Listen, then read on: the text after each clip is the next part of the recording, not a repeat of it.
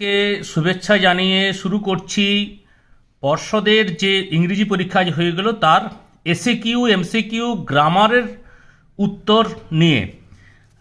প্রশ্ন কিন্তু ভীষণ সাজেস্টিভ, গত বছরের তুলনায় প্রশ্ন কিন্তু অনেক সহজ।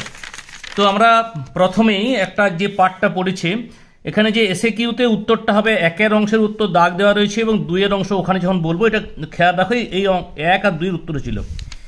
এতে যে প্রশ্ন ছিল তার উত্তর 3 নম্বরে, বির প্রশ্নের উত্তর 2 চেক দ্য হোমওয়ার্ক, তারপরে সিতে ম্যাথামেটিক্স, এটা কিন্তু লিখতে হবে এখানে, ডিতে arriving in school half an hour late that day, তারপরে 5-এ সাম ইজ ফাদার। এরপরে এখানে 3 নম্বরে ছিল, এগুলো করা হয়নি, প্রয়োজনে পরে করে দেবো।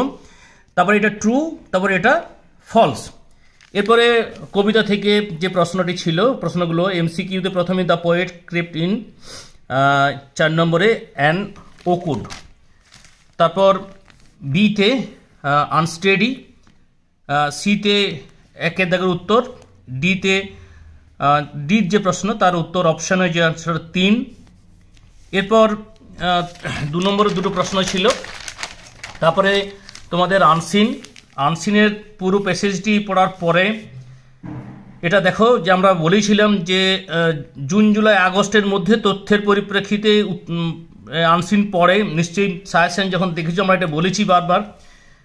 প্রথমে যে the passage in about the impact on neglect canal in Chamdani, তারপরে 2 নম্বরের অ্যান্সারটা বি, 3 নম্বরের অ্যান্সারটা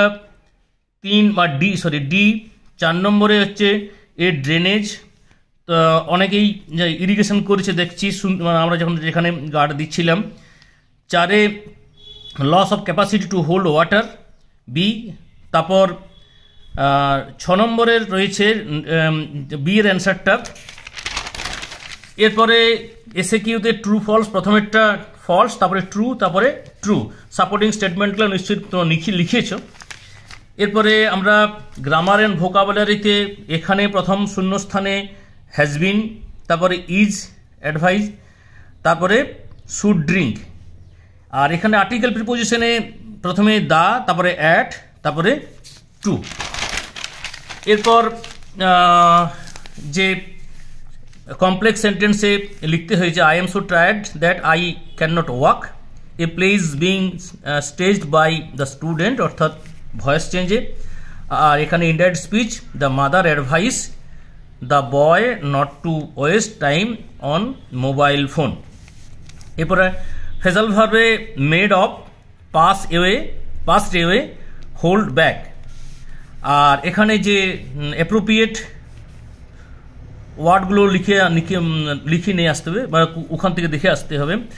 তা সেগুলো এরকম থ্রেড, স্পেড, আর এই দুটো রয়েছে। তারপর তোমাদের রাইটিংয়ে দেখো আমাদের দুর্গাপূজা দেওয়া ছিল, তোমাদের এসেছে ফেভারিট ফেস্টিভ্যাল, তাহলে ওখান থেকে কমন এটা। ট্রেন অ্যাক্সিডেন্টের রিপোর্ট রাইটিং যেটা দেওয়া ছিল সেটা তো খুব কমন, গতকালও বলেছি, এই অংশটা নিশ্চয়ই তোমরা করেছো। 10 নম্বরের আমাদের শেষ যেটা অংশ সেটা হচ্ছে এটা সিট অ্যান্ড ড্র কম্পিটিশন, এটা তোমরা ছোটোর থেকেই লিখছো, এটা আশা করি লিখতে পেরেছ। তোমাদের সামনের দিনের ইতিহাস পরীক্ষার প্রশ্ন সাজেশন দেখার জন্য অনুরোধ রাখিয়ে এখানেই শেষ।